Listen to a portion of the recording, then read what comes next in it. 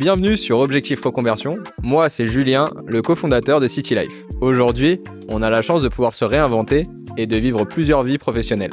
Ça a été mon cas et ça sera peut-être aussi le tien. Mon souhait à travers ce podcast est de mettre en lumière des personnalités inspirantes qui ont un jour osé changer de vie.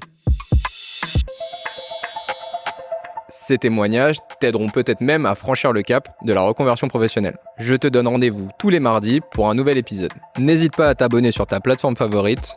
Je te souhaite une très bonne écoute.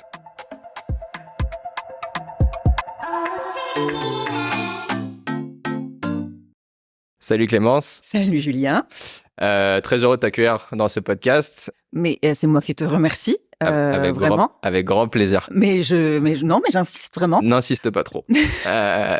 Ce que je te propose, comme tous les invités, c'est de m'expliquer aujourd'hui qu'est-ce que tu fais. Alors aujourd'hui, qu'est-ce que je fais? Aujourd'hui, j'ai le grand plaisir d'accompagner des femmes qui sont pour la plupart en souffrance parce qu'elles sont en surpoids, parfois en grand surpoids, qu'elles ont généralement depuis un paquet d'années essayé régime sur régime et que personne ne leur a vraiment expliqué comment leur corps fonctionnait. Alors on en parlera après, mais je suis même passée par là en fait. J'ai eu un moment de ma vie, alors que je suis pas du tout sportive du tout. C'est ce que je mets en plus d'ailleurs en premier sur mon Instagram, c'est que je suis probablement la seule coach de sport qui n'aime pas le sport. Mais je suis diplômée d'État quand même. C'est ta particularité. Et en fait, je pense que vraiment, c'est ce qui me différencie et qui plaît. Donc, écoutez. En tout cas, c'est ce qui intrigue. C'est ça. Prof de sport qui n'aime pas le sport, voilà. C'est pas écrit tout de suite. Exactement. Et donc, je leur donne clairement le mode d'emploi. C'est plus une formation pour leur apprendre tout simplement avec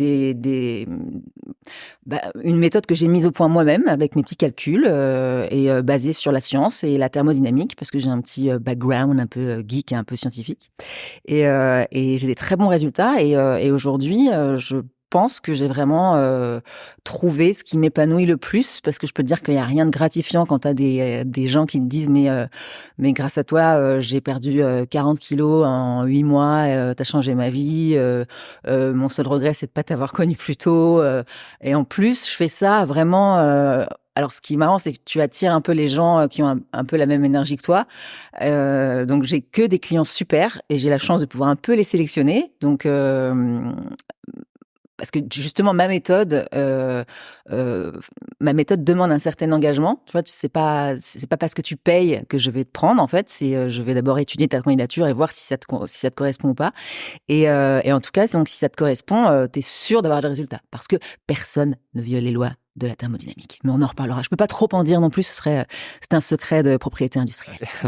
En tout cas, on va revenir dessus après, mais t'étais pas destiné à faire ça. Mais pas du tout. Et c'est le pourquoi tu es là aujourd'hui. Exactement. C'est que t'as une vie avec plusieurs étapes, beaucoup d'étapes, on en a parlé en off. Pas mal. On va faire un retour rapide pour avoir juste ton cursus, entre guillemets, scolaire, jusqu'à ton premier début et premier boulot.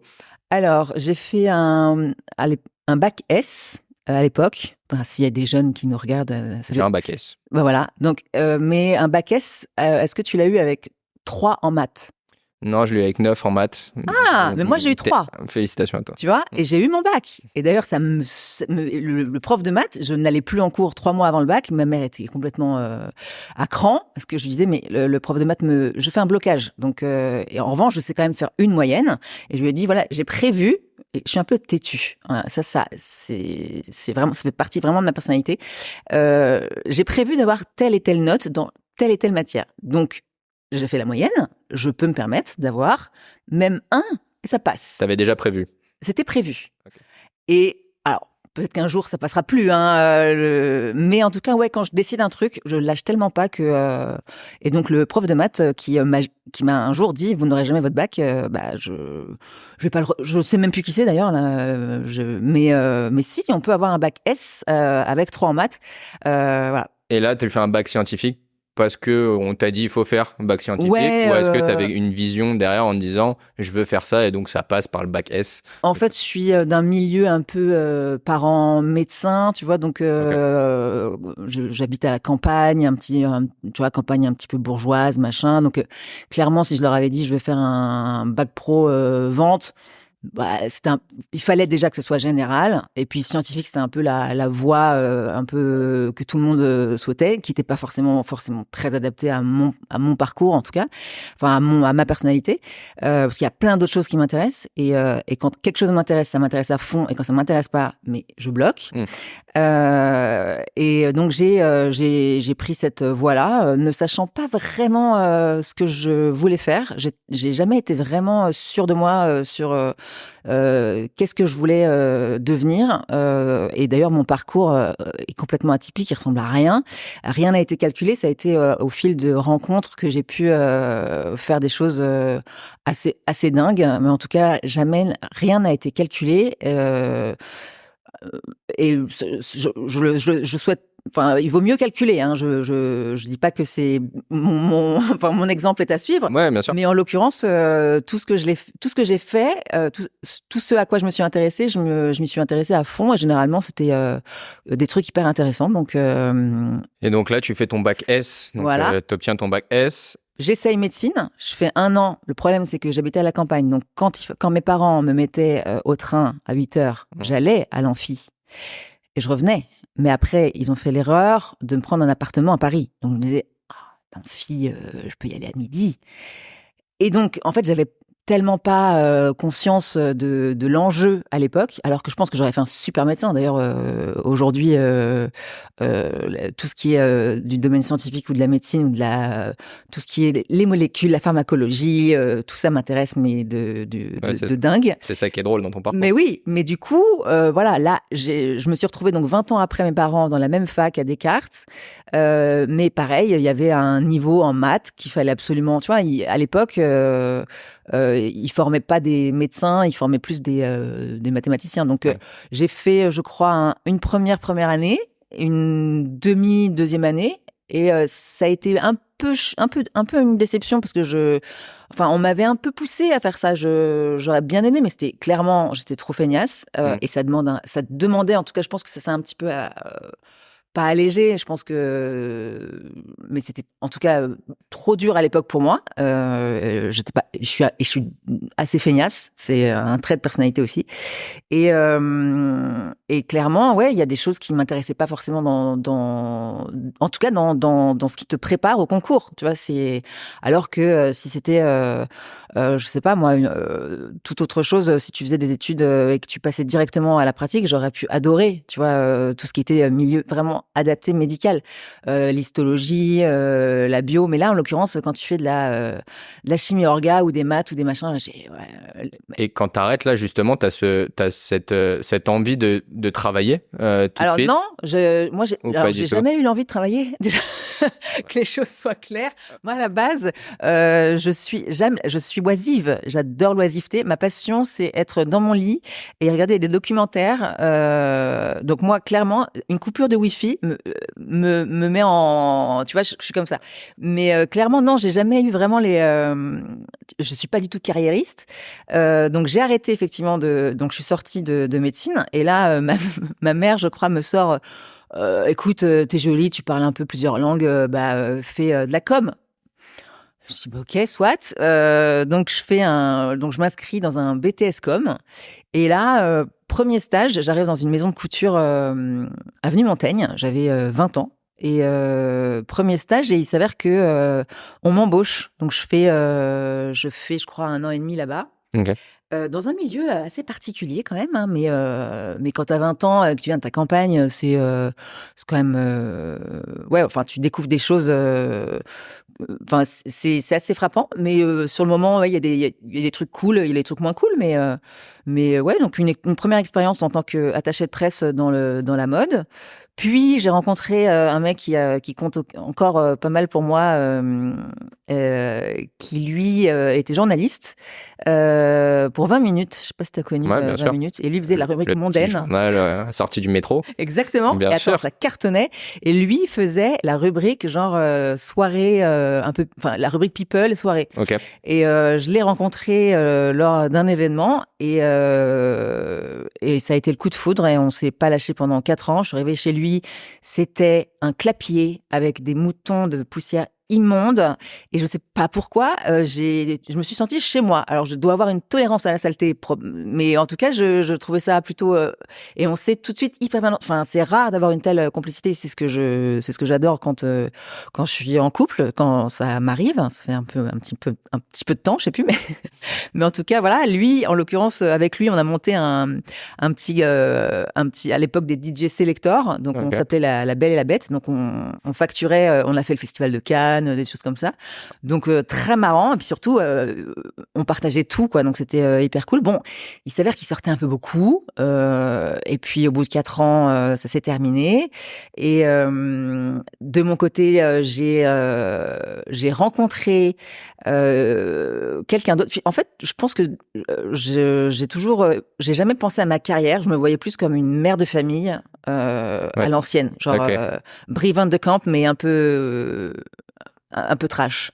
Et donc c'est pour ça que je disais aux gens, mais non, mais moi ça m'intéresse pas trop. Je veux juste avoir un mec et puis faire des gosses et puis travailler.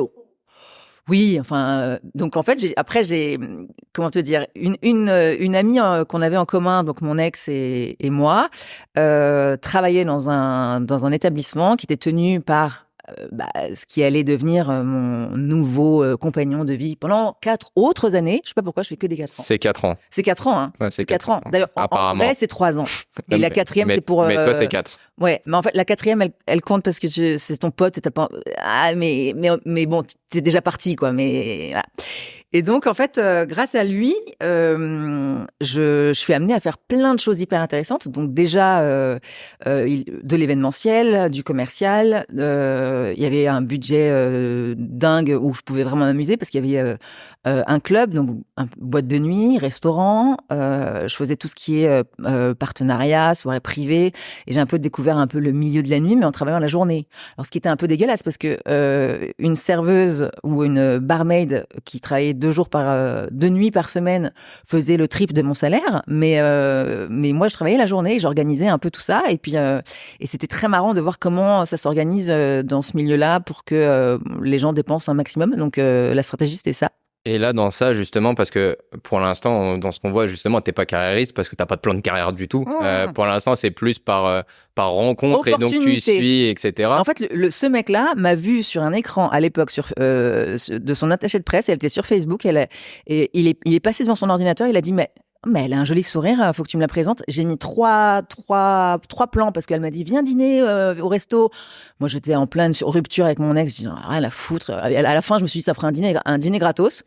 Et en fait je me dis le mec est pas moche, il a l'air plutôt intéressant, on verra bien. Et dans ce que tu fais, tu prends du plaisir? Ah surtout le mec, je me rends compte que c'est un entrepreneur, qu'il est donc c'est ma première vraiment rencontre d'un mec qui a entrepris. Et qui a entrepris avec succès. Donc il avait déjà entrepris dans le web, il avait vendu après sa structure et enchaîné sur ça, et depuis il a aussi là il continue en fait. Donc c'est vraiment un mec on peut appeler ça un petit serial entrepreneur. Donc il m'a appris énormément de choses. Okay. Et à l'époque j'étais un peu comme son bras droit, on va dire, mais jamais je me serais imaginé être à sa place, par exemple. Tu vois, je me suis toujours dit, je suis une très bonne numéro 2, mais je serai jamais numéro 1. Moi, je veux pas. Et ce qui est drôle, c'est que j'avais un peu cette place où je pouvais me permettre de lui dire, non mais ça c'est de la merde, alors que tout le monde, personne n'osait le dire. Et j'avais cette place-là où, bon, après je me prenais plein la gueule, parce qu'il me disait, mais tu peux pas, c'est compliqué. Mais à la fin, j'ai toujours, et t'as raison, ça me fait chier de le dire, mais t'as raison. Et mais en tout cas, grâce à lui, il a racheté un hôtel à un moment en Camargue, et il me sort, tiens, toi t'as un peu de goût, t'aimes bien le design, va me le redécorer. Mais genre, c'était le truc, il y avait tout à refaire, quoi. Donc je me suis improvisée avec une pote décoratrice.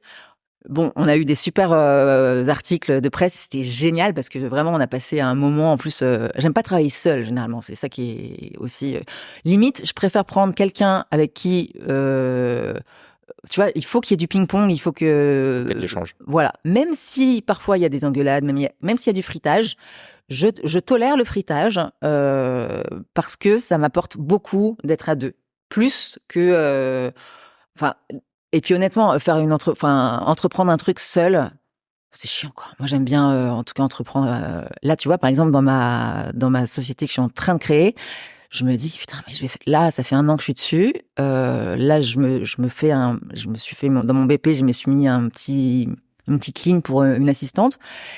Mais ça va tu vois, c'est compliqué. J'aurais bien aimé, tu vois, avoir quelqu'un de vraiment, un pote à moi ou une pote à moi, dans l'aventure, mais ça va être compliqué pour moi de devenir, j'imagine encore même pas de devenir, Ouais, seul.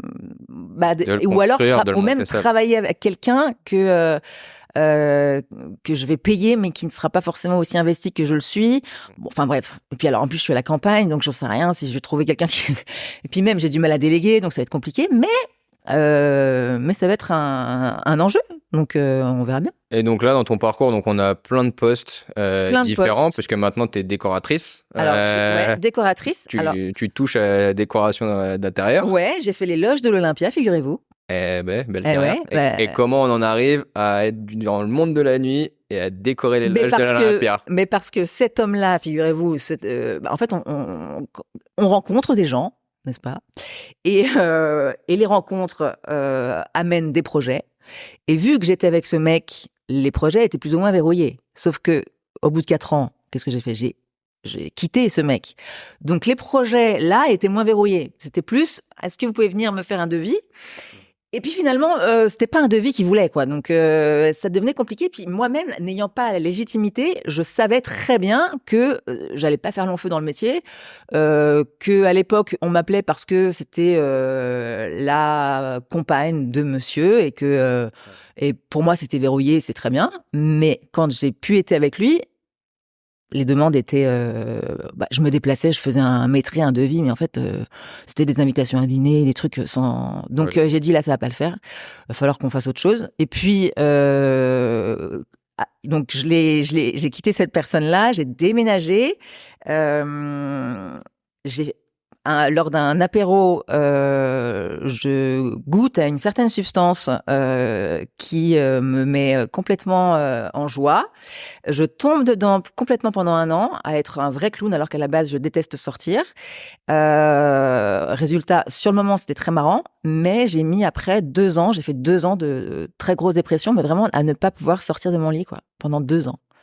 Donc le cerveau a été mais même ma mère quand elle me regardait, elle me disait: «Mais on va pas la retrouver, quoi». J'avais mis mon cerveau à 1000 à l'heure. Et comment t'as Hem, retrouvé justement, donc ça dure 2 ans, et comment tu as retrouvé du sens et qu'est-ce qui a fait que Honnêtement, ça allait pas de soi. Je suis vraiment passée par le pire du pire. Et d'ailleurs, c'est marrant parce que ces personnes-là que tu côtoies dans ces milieux un peu paillettes et tout, sont les mêmes personnes qui t'appellent quand t'es au fond de ton lit, et qui te disent, qui t'appellent alors que ça fait 1 an que t'es déjà dans ton lit et que tu n'as plus de nouvelles de personne, alors que t'as invité tout le monde à dîner, que t'as été sympa, que jamais t'as profité de qui que ce soit, mais qu'au contraire t'as fait que juste. Enfin, moi, j'ai pas choisi, tu vois, de sortir avec un mec qui, au contraire, j'ai toujours fait profiter les gens avec gentillesse et bienveillance. Et on m'a collé un peu cette étiquette peut-être je sais pas, de croqueuse de diamants, de michetonneuse, mais elles oublient que enfin, j'ai pas choisi. Mais enfin bref, et j'ai quand même eu des petits appels sympatoches du genre alors, ça fait quoi d'être une merde? T'avais tout, t'as plus rien. J'étais là, mais pourquoi être aussi méchant, tu vois? Alors sur le moment, c'était un peu dur, mais de toute manière, j'étais même pas consciente de tellement j'allais mal. Ça a été très très long te pour remonter? retrouver ne serait-ce qu'un souffle de vie, parce que j'avais honnêtement envie de me suicider tous les jours. Donc il y a eu nombreux séjours en clinique. Tu vois, je parais quand même ça assez équilibré, mais quand même très sensible. Et ouais, il y avait, je trouvais pas de sens à l'existence, mais clairement aucun sens. Je crois qu'un des trucs qui m'a redonné un petit peu l'envie qui m'a fait rire, parce que j'adore l'humour. Je sais pas si tu te rappelles de Jérôme Niel. À l'époque, c'était les tutos sur le Grand Journal. Ma sœur m'envoie un lien et il faisait les tutos cupcake. Ok. Et je pense que c'était un des moments où je devais être à peu près lucide. Et j'ai trouvé ça tellement drôle. Et je l'ai même contacté après. On a échangé et tout. Et je lui ai dit, honnêtement, ça fait 2 ans que je suis en dépression totale. Et t'es le premier à me faire rire. Donc, il y a peut-être un espoir, tu vois, un truc qui va mieux. Ouais. Et puis, au bout d'un moment, quand tu vas tellement mal, tu fais vraiment genre... il y a eu plein d'événements qui ont fait que vraiment, il fallait à un moment prendre le taureau par les cornes. Une vraie hospitalisation, un truc vraiment sérieux et qui m'a remonté clairement parce que je crois beaucoup aux médicaments. C'est toi qui as pris la décision ou Clairement, t'as été par ta famille il fallait parce que en fait je ne supportais plus carrément d'être éveillée. Donc c'est-à-dire que je pouvais, je m'assommais avec des somnifères et de l'alcool. Et en fait dès que je me réveillais, je voulais pas être réveillée. En fait, je supportais pas d'être réveillée. Donc, je pouvais boire 1 litre de vodka et je voulais dormir. Je voulais pas être réveillée. Donc, là, à un moment, ma mère a vu qu'il y avait un petit souci. Et surtout quand elle a vu que l'alcool à la maison, il y avait des trucs les niveaux baissaient. Et, elle s'est dit, il y a peut-être un truc là qui va pas. Et puis, alors, crise d'angoisse. Ah, ça s'est arrivé, c'est un vrai bonheur, les crises d'angoisse. Mais à la base, j'avais pas prévu de parler de tout ça, mais non, mais ça fait partie de ton parcours et justement. Je veux pas que aujourd'hui, je suis super équilibrée, mais c'est vrai que j'en ai chié quoi. Mais c'est pas grave, parce qu'on est là pour parler de l'équilibre d'après, voilà. Parce que pour le coup, mais ça fait partie de ton parcours. Mais c'est clair que et c'est sûrement ce qui fait ce que t'es aussi aujourd'hui, et de ce que t'as constitué aujourd'hui aussi. Alors je ne sais pas, parce qu'en tout cas, honnêtement, c'était où je remontais, où je crevais, mais clairement. Et je sais pas si c'est moi ou ce que j'aurais pu faire qui de moi-même je me disais ce serait plus simple de mourir, mais chaque jour je me disais comment faire. Alors je regardais, tiens, quelle est la dose létale de tel médicament, et en fait j'avais toujours la flemme, ou c'est vraiment ça, c'est la flemme. Et puis tu te dis non mais je vais faire de la peine et tout. Donc en fait la dépression c'est ça, c'est en fait t'as envie de mourir mais t'as la flemme. Donc tu te laves pas, tu restes dans ton lit, t'attends que ça passe, tu te dis que t'as une vie de merde et ça pendant des années. Et puis la bonne nouvelle, c'est que t'as trouvé à un moment donné un sens et un moment donné là-dessus. Les médicaments ont fait que je m'en suis sortie. Mais ce médicament, je croyais à la base que c'était le médicament, mais m'a redonné énormément d'énergie et un chouille d'envie de vivre. Mais j'ai pris 30 kilos. Ok. C'est con. Donc je disais bon, on va peut-être, il y a pas autre chose là, il y a pas un médicament qui fait les mêmes effets, mais qui m'empêche, enfin qui me fasse pas non plus prendre, parce que voilà, encore une fois, j'avais un peu misé sur le physique pour, tu vois, parce comme je vous apprends rien, c'est malheureusement comme ça, mais mine de rien, grande, blonde, ça aide un peu pour certaines choses. J'en joue pas, mais je pense que clairement, j'ai eu des portes ouvertes qui ne se seraient certainement pas ouvertes si j'avais été chiante. Avec 30 kilos en plus. Et avec 30 kilos en plus, certainement pas. Voilà. Et d'ailleurs, c'est horrible. C'est affreux. Et mais mais malheureusement quand t'as ça et que tu te dis que t'as que ça, bah tu fais avec ce que t'as, hein, malheureusement. Enfin Et comment justement on en arrive à je n'aime pas le sport, je déteste le sport. Alors oui, toujours. J'ai 30 kilos en trop. Oui. Et qu'est-ce que je fais alors pour perdre ces 30 kilos et qui font qu'aujourd'hui on devient coach sportif? Eh bien, comme je te disais, je suis extrêmement feignasse. Que ma passion, c'est plutôt les documentaires et être dans mon lit et les trucs un peu de geek, les trucs scientifiques. Mais s'il y a bien un truc que je supporte pas, c'est faire des efforts et qu'il n'y ait pas de résultat. Donc, comme tout le monde, en fait, au départ, j'ai essayé de faire du sport. À l'époque, j'étais dans un super club de sport, le Clay, là, à Montorgueil, tu payes 2000. Et puis, en fait, à la fin de l'année, tu te dis, j'ai pas perdu ni de kilos ni rien. Ça me coûte 2000 quand même. Et donc, tu fais du sport, tu sais pas trop comment ni pourquoi, mais bon, apparemment, faut en faire parce que c'est important. Tu n'y connais rien à la nutrition ni à la diététique, et puis t'avais jamais eu de problème jusque-là, donc tu te dis que c'est forcément ton métabolisme ou ta thyroïde ou j'en sais rien, t'as un problème. Mais c'est jamais et tu te remets jamais en question. Puis en fait, comme j'avais du temps, je sortais de dépression, je travaillais pas. Je me suis dit ok, là mon full-time job, ça va être de perdre allez, 5 kilos par mois pendant 3 mois. Et en 3 mois, avec mes petits calculs, je me suis dit, OK, la méthode, c'est ça.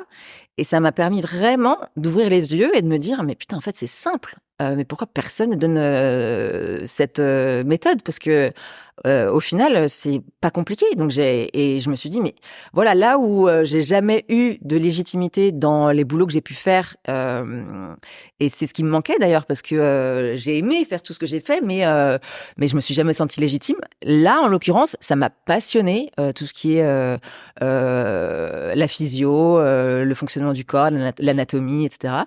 Mais donc j'ai perdu du poids, mais je voulais certainement, enfin, je voulais avoir cette légitimité. Donc pour ça, il fallait que je passe le brevet d'état de coach, qui est en France, on est un des seuls pays, en tout cas, à avoir. C'est un métier qui est réglementé. Donc, tu vois, on voit souvent des influenceuses fitness, mais normalement, elles n'ont pas le droit de travailler. C'est un peu agaçant. Donc, nous, il nous faut une carte pro. Il faut avoir passé, en tout cas, le diplôme de coach. Hein. Et pour ce diplôme, figure-toi qu'il y a un certain niveau de sport qu'il faut avoir.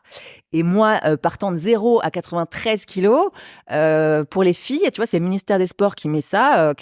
Tu passes à 7 heures du matin. La première épreuve, c'est le luc léger. Donc, tu as une distance de 20 mètres.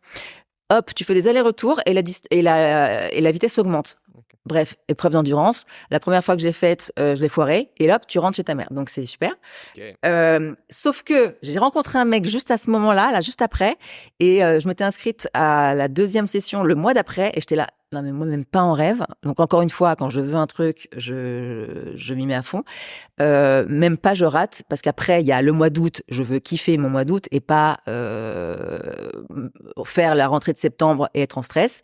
Donc, le mois d'août, donc c'était, je crois, dernier slot, c'était fin juillet. Okay. Et donc, je fais première épreuve. Je me rappelle, j'arrive au Crêpes, la Châtenay-Malabry, à 7 heures du mat. Je suis là, mais je pousse quasiment tout le monde. Je prends mon dossard. Je suis la première. Je passe, mais vraiment, on est 50 sur une ligne. Et donc, je suis dans les premiers à passer. Et je passe l'épreuve. Première épreuve. Donc, déjà, j'étais contente. Ensuite, donc, on descend. Et là, il y a l'épreuve de muscu. Parce qu'en fait, il y a 2 mentions. Moi, j'avais voulu faire les 2. Il y a mention musculation et cours collectif. Okay.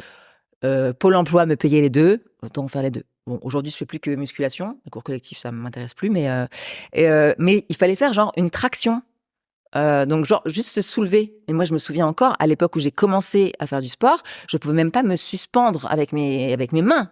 Donc de là à te soulever, c'était improbable. Et 1 an après, j'arrive et Dieu sait que c'était compliqué parce qu'il fallait en même temps perdre du gras pour s'alléger au maximum et en même temps prendre du muscle pour. Enfin, c'est ça qui m'a plu, c'est le côté scientifique de la chose. Et donc je valide. D'ailleurs, j'ai même une vidéo. Je crois que c'est un des accomplissements de ma vie le plus ultime parce que ça a été tellement chaud. J'ai des bras tellement fins, des segments tellement longs. C'était honnêtement hyper chaud. Après les squats, le développé couché, ça allait. Et après les cours collectifs, donc j'ai tout validé. Et après, je suis entrée donc dans un organisme de formation, donc j'ai dû aussi montrer patte blanche parce que normalement les gens qui font coach, ils sont sportifs, quoi, tu vois. Donc même les écoles font passer des tests et c'est encore pire que les tests du ministère des Sports. Donc j'ai foiré tous les tests, mais je suis arrivée avec un dossier en disant voilà. Moi, c'est ça. Je viens de là. J'ai fait ça. Je pense que j'ai aussi j'ai une légitimité. J'ai une légitimité. Clairement, je pense que je serai la plus brêle en sport de la promo. Mais en revanche, tout le reste m'intéresse et je pense que j'ai ma place parmi vous. Donc j'ai été prise sur dossier. Pendant 1 an, donc j'ai énormément appris. Et puis alors en plus, j'ai aussi permis à d'autres. Enfin, tu vois, c'était vraiment une équipe parce que moi, enfin, ce que moi j'aimais en tout cas tout ce qui était physio, cycle de Krebs, biochimie. Attends, les mecs qui font du sport. Eux, tu leur dis fais-moi un muscle up, il y a pas de problème, ou 10 tractions, mais ils ont peut-être plus de mal sur. Tu vois, donc en fait, on s'entraidait. Si j'avais pu récupérer le corps de quelqu'un et mettre mon cerveau dedans, ça aurait été pratique. Mais au final, au bout d'1 an, parce que tu dois valider encore une fois un certain poids pour valider tes épreuves, donc il y a carrément de l'haltérophilie. c'est là que j'ai compris que ça te faisait quand même un corps et un esprit et un mental de malade mental. J'ai jamais été aussi bombasse, je pense, qu'à l'époque. Depuis, ça fait au moins peut-être 2 ans là que j'ai pas soulevé une barre, mais parce que je passe mon temps à passer le message et encore une fois là je me donne des excuses parce que je devrais aussi le faire, mais ce qui est intéressant dans ce que tu dis, c'est que tu as reconnecté finalement à qui tu étais avant, puisque tu repars dans du scientifique, etc. Donc, ce que tu as redémarré. Et surtout aider les autres, parce que c'est ça que j'adore. Extérieurement, en tout cas, c'est la première fois que tu parles d'un projet toute seule, entre guillemets, où c'est toi qui prends le lead sur ce que tu as envie de faire. Exactement. Et en tout cas, passer le diplôme, parce que je voulais certainement pas devenir influenceuse ou quoi que ce soit. Comme tu vois, avec mes expériences passées, je voulais vraiment pas qu'on me dise, bah tiens, je te prends parce que toi, t'es jolie. Oui. Même si peut-être qu'il y en a certains. Mais je ne fais pas les hommes, tu vois, par exemple. Je ne fais pas les hommes en présentiel. Il y a toujours des problèmes. Je ne sais pas pourquoi. Donc, je fais uniquement les femmes, mais j'ai une solution maintenant digitale et je digitalise au maximum mon activité. Et là, allez-y, il n'y a pas de problème. Comme de par hasard, il y a beaucoup moins de problèmes quand c'est en digital. Parce que, tu vois, j'ai tendance à faire des blagues un peu lourdasses. C'est mon caractère. Mais je fais les mêmes blagues avec des filles qu'avec des mecs. Mais j'ai l'impression que les mecs, peut-être qu'ils ils se sentent à l'aise tout de suite. Quoi, oui, mais trop à l'aise. Ouais, voilà. Et même moi, je me rends pas compte, mais je peux faire des blagues du genre, allez, cours-moi après. Prochaine fois, je mets pas de cul. Non, mais vraiment, je fais des trucs. Et team premier degré de l'autre côté. Et ils sont premier degré, mais comment osent-ils? Mais franchement, ils voient pas que c'est une blague. Ouais. Franchement, donc non, ça passe, ça finit toujours par clasher. Et donc j'ai décidé de plus prendre d'hommes. Et donc là, tu as réussi à devenir coach. T'as le diplôme, etc. Ouais, exactement. Et je mets en place ma méthode à moi que j'ai tout de suite. Tu savais quasiment pas tout de suite. Tu savais où tu voulais aller quand tu passes le diplôme. Tu sais en fait, que tu veux faire. Je me suis souvenu de ce que moi j'avais vécu et à quel point ça m'avait rematrixé le cerveau et j'avais compris que c'est comme ça que parce que tu vois on parle beaucoup de régime, de rééquilibrage alimentaire.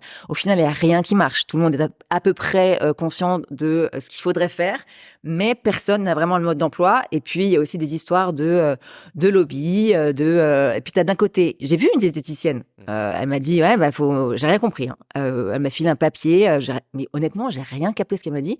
Après t'essayes un coach, il va te faire transpirer 1 heure. Moi, quand j'ai commencé, je faisais transpirer les gens 1 heure, mais au bout d'un moment, si t'as pas la main mise sur le global, pour moi, c'est du vol, quoi. C'est de l'argent. Ouais. Mes parents sont médecins, c'est pas un service que j'ai de leur rendre. Et d'ailleurs, j'en veux pour preuve, j'ai une élève qui ne voulait pas que je mette mon nez dans ses apports caloriques et mais je la pèse quand même. Et puis je regarde sa composition corporelle en début de mois et à la fin du mois, je me rends compte qu'elle a pris 1 kilo, mais pas 1 kilo de muscle, 1 kilo de gras. Et donc je lui dis. Est-ce que tu serais pas par hasard du genre à te dire, là, vu que t'as sué 100 EO, que tu la mérites, cette petite tartelette, ou ce petit éclair? Et elle me dit, bah si. Et je dis, écoute, là, on va arrêter parce que vaut mieux que tu reprennes comme t'étais avant parce que là, ça te coûte de l'argent. T'es en eau, en sueur et tu grossis. Moi, je peux pas en tout cas. Le résultat est pas au bon endroit. Non, mais les calculs sont pas bons. Et puis moi, même déontologiquement, je vais avoir un avant-après qui est comment là, ça va pas. Et là, c'est vrai que j'ai commencé vraiment à mettre en place un vrai protocole avec la prise de mesure, les photos, la pesée, vraiment la composition corporelle au départ, un bilan forme et vraiment en fait il y a toute une histoire ils sont monitorés en fait donc et ils me rendent des comptes quasiment tous les jours. Pas de programme alimentaire, parce qu'évidemment, qui dit programme alimentaire dit régime. Moi, en l'occurrence, il n'y a rien d'interdit dans ma méthode. Simplement, tu es guidé et tu mets en corrélation tes apports et tes dépenses. Et est-ce que ce que tu as vécu dans ta période difficile, aujourd'hui, c'est pour ça que tu as mis cet accompagnement aussi pointu, entre guillemets, aussi présent, pour ne rien laisser au hasard? Est-ce que ça a eu un impact sur ça? Je Ou pense que, tu as eu sorti le besoin d'être accompagné toi-même et tu t'es dit, de l'autre côté, s'il n'y a pas cet accompagnement-là, de toute façon, ça ne marchera pas, exactement. etc. Et en fait, je me suis dit, enfin, à un moment, quand tu suis des gens pendant plusieurs mois, c'est un coût pour eux, tu vois. Et moi, prendre l'argent des gens et pas les amener d'un point A à un point B, je voyais pas l'intérêt, quoi. Donc ça m'épanouissait pas. Et à un moment, je me suis dit bon, maintenant c'est terminé. Maintenant, je prends les gens qui sont vraiment motivés pour se transformer. Donc, et c'est pas forcément ceux qui ont le plus de sous, qui sont le plus engagés, en l'occurrence. Et c'est là que j'ai mis en place vraiment la méthode que moi-même j'avais utilisée sur moi, que j'ai un peu améliorée. Et j'ai eu des super résultats et surtout, c'était ultra gratifiant. Et puis, comme j'ai la chance de vivre chez ma mère, donc de ne pas payer de loyer, je pouvais en fait sélectionner mes clients et ne pas avoir forcément de faire réaliser un chiffre d'affaires obligatoire. Donc, j'ai vraiment pu mettre en place ma méthode tranquille. Et aujourd'hui, mais sans prospection, les gens m'appellent juste, c'est bouche à oreille, quoi. Ouais, et comment tu le lances? Comment tu as trouvé ta première cliente, pour le coup? Ton premier, comment ça s'est lancé? Puisque je pense que c'était pendant ma formation. T'es obligé de prendre sous ton aile en fait une élève et j'ai mis en place en fait ma méthode et ça fait partie des épreuves en fait que tu dois faire et elle a eu des très beaux résultats et ça a commencé comme ça. Et après c'est vrai que quand tu commences, tu vas un peu partout.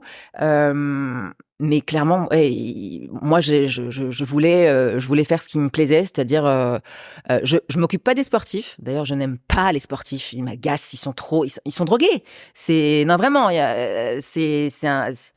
y a rien de pire pour moi que de parler avec des sportifs. Mais j'avais lu quelque chose là-dessus où c'est vrai que on considérait vraiment que les sportifs faire du sport où ils font du sport tous les jours matin, midi, soir, c'était comme une drogue d'une certaine manière. C'est socialement acceptable, mais c'est un enfer honnêtement. Moi, je pourrais pas être avec un mec sportif. Je connais des mecs qui font des Ironman, mais c'est et puis alors ils mangent, tout est calculé et tout. Non, mais alors que moi, je suis pour, au contraire, que la personne puisse conserver une vie. Moi, je suis la première à être parfois fêtarde, parfois j'aime bien picoler. J'ai eu à une époque pas mal de clientes qui avaient en commun le goût de la boisson. Je me suis dit, qu'est-ce qui se passe? Je vais monter un club mais en même temps, c'était un défi. Je me rappelle aussi très bien d'une cliente qui m'a dit, écoute, moi là, je veux perdre 3 kilos en un mois, mais il faut que je te dise, je picole une demi-bouteille de rouge par soir avec mon mari. Et je ne compte pas m'arrêter. Et j'ai dit, ok, soit. C'était un défi. Et je l'ai coaché donc à ma méthode. Et comme quoi tout est possible quand tu le fais bien et quand tu es monitoré, en tout cas. Parce que à la fin du mois, elle avait perdu ses 3 kilos, elle avait perdu du gras, elle avait pris du muscle. Et elle était ravie. Et elle a pu, et moi je suis pas addictologue et je suis pas là en train de devoir lui dire non mais arrête de picoler ou quoi que ce soit. On a tous, je pense, et c'est pas à moi de gérer ça. Moi, elle veut un résultat. Je suis là pour lui donner. Et en plus, si je peux l'aider, si à terme je peux me former pour éventuellement l'accompagner. Mais moi, je suis très empathique. Mais l'idée, c'est que, alors pour l'instant, j'ai énormément de chance, c'est que j'ai que des clients et des clientes super cool. Et qui me mettent au défi parce qu'ils vont beaucoup au resto, donc il faut qu'ils arrivent par. Et en fait, tout ne vient pas de moi, c'est-à-dire que le travail doit venir d'eux, donc ça demande quand même beaucoup d'engagement. Mais c'est ça. Si à un moment tu t'intéresses pas vraiment à ce que tu mets dans ta bouche. T'auras pas de résultat. Donc, tu vois, à un moment, faut se mettre dedans. Faut arrêter de, tu vois, si j'ai des clientes, elles me disaient, non, moi, je ne veux pas compter mes calories ou tenir un journal alimentaire ne serait-ce qu'une semaine. Ça les faisait chier, mais payer 600 balles de massage LPG, il y avait aucun problème. Et moi, je suis la première. Moi, si ça marchait, je suis la plus grosse feignasse de l'univers. Donc, si ces méthodes-là marchaient, ou s'enrouler de cellophane avec de la crème, si ça marchait, je l'aurais fait. Mais en l'occurrence, ça ne marche pas. Je te le dis, sinon j'aurais fait cette méthode-là. Donc là, moi, je sais ce qui marche, je sais comment le mettre en place, et aujourd'hui, j'ai les résultats. Et il n'y a rien de plus gratifiant que d'avoir des femmes qui te disent, mais tu m'as changé physiquement. Et en plus sur le mental, parce que tu prends confiance en toi, tu vois, les femmes, généralement, elles occupent la partie cardio, elles ont peur d'aller du côté des poids libres. Souvent, et moi, imagine, à 93 kilos, je savais qu'il fallait y aller. Donc, moi, j'ai pris mon gros courage à deux mains. Et puis, excusez-moi, je peux prendre cette barre. Oui, tu peux. Et puis, en même temps, moi, mon rôle aujourd'hui, c'est de passer le flambeau. Donc, je leur dis, n'aie pas peur, hein, je suis là. Et moi, ils me font pas peur, les mecs, les gros baraqués de la muscu. Donc, et je les accompagne vraiment à avoir plus confiance en elles. Et c'est vraiment c'est une transformation globale. Donc, elles apprennent. En fait, j'adore transmettre mon savoir. Et je peux en parler des heures et des heures. Et c'est d'ailleurs ce qui fait que je serai jamais milliardaire, parce que il y a plein de fois où j'ai bossé mes gratos, en fait, et à parler pendant 2 heures avec une cliente pour lui faire tout un cours de diététique. Et puis au final, je me dis, peut-être que je rentre chez moi. Mais encore une fois, j'avais la chance d'être logée, quasiment nourrie logée. Et puis je me disais, bah voilà, moi, après ce que j'ai vécu, ça me nourrit énormément, c'est hyper gratifiant. Donc pour l'instant, en tout cas, j'avais pas l'envie d'entreprendre dans quoi que ce soit. Et à un moment quand même, je me suis dit, bon, quand même, cette méthode qui fonctionne à ma petite échelle là, locale, est-ce qu'il n'y aurait pas moyen de la développer pour que je puisse l'enseigner un peu de manière plus, à un plus grand nombre? Et à une époque, tu vois, faire une application, ça coûtait une fortune. Maintenant, avec le no-code, ça vaut quasiment plus rien. Donc, ça a pas été, comment dire, simple. Parce qu'encore une fois, entreprendre, c'était pas du tout mon délire. J'y connaissais rien à rien. Mais, encore une fois, je suis têtue et j'apprends très vite. Mais je veux tout savoir. Donc je vais à fond dans tous les sujets. Ce qui peut du coup me créer des grosses nuits blanches. Et là, par exemple, tu vois, je savais que j'allais venir là. Pourtant, j'ai pris 2 somnifères, j'ai une nuit blanche. Parce que j'avais trop de trucs dans la tête. Voilà, peut-être que c'est ton charisme qui m'a. Ça doit être ça. Je pense. Voilà. Pour revenir à ça, et on voit, parce que tu parles de transformation globale pour tes clientes, mais finalement, c'est toi-même qui as vécu une transformation globale au cours Je vis ma meilleure vie là, en ce moment-là. Bah justement, ça va être ma question. C'est, t'as vécu plein de reconversions, plein de changements de vie professionnelle. Est-ce qu'aujourd'hui, tu peux dire que oui, t'es au bon endroit dans le domaine que tu ne pensais peut-être pas mais jamais, il y a 15 ans, mais que maintenant, t'es au bon endroit et tu le sais? Mais je suis clairement à l'endroit qui me convient, dans lequel, tu vois, le sujet, je le maîtrise à 300%. J'ai en plus acquis avec les années, et peut-être aussi avec ce qui m'est arrivé, un côté, j'en ai rien à foutre de ce qu'on peut penser de moi. Donc j'ai un ton, même si je peux parler comme une charretière, je dis les choses comme je le pense. Et si ça te dérange, tant pis. Moi, je veux travailler avec des gens. Enfin, tu vois, mon père, par exemple, m'avait fait une réflexion en disant, tiens, sur telle vidéo, pourquoi t'as utilisé, c'était un peu vulgaire, et je dis, mais papa, je suis comme ça dans la vraie vie, donc, je suis authentique, je ne joue pas un jeu. Oui, mais ça peut éventuellement, te couper d'une certaine clientèle. Je dis, mais tant mieux. On ne peut jamais plaire à tout le monde. Et si ces gens-là, ça ne leur plaît pas, il vaut mieux que, dès le départ, ils ne viennent pas. Des coachs, il y en a plein, hein. Et moi, je suis tellement bien dans ce que je fais. Et encore une fois, j'attire que des clients qui me ressemblent un peu, c'est-à-dire que, voilà, ils sont cool, on échange et ça devient quasiment tous des potes après. Enfin, tu vois, j'ai fait des sublimes rencontres. Et honnêtement, ouais, je vis ma meilleure vie.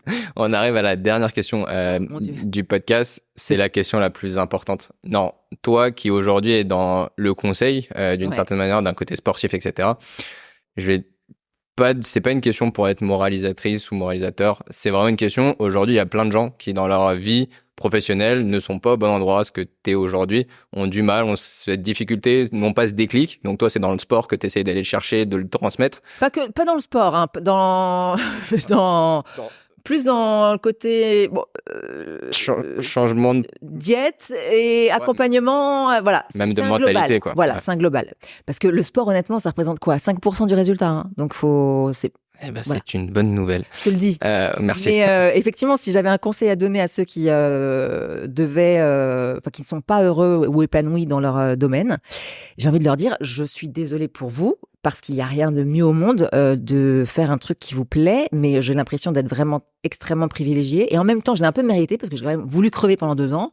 Donc, je savoure un petit peu, si vous me permettez. Mais clairement, il n'y a rien de mieux. Et alors, clairement, c'est même pas une histoire d'argent parce que maintenant, je comprends même pas faire un boulot pour gagner de l'argent. Ouais, ok, mais c'est ton travail, c'est ta passion, c'est ton truc, mais peu importe tout l'argent du monde, je m'en fous. Maintenant, moi, tout ce qui m'intéresse, moi, il me faut mon lit, du wifi, et je suis la plus heureuse du monde, vraiment. Et avoir mes clients et mes clientes en ligne, et j'ai besoin de rien d'autre. Voilà. Eh ben, merci beaucoup, Clémence, pour ton témoignage. Merci à toi, Julien. À très bientôt. À très bientôt.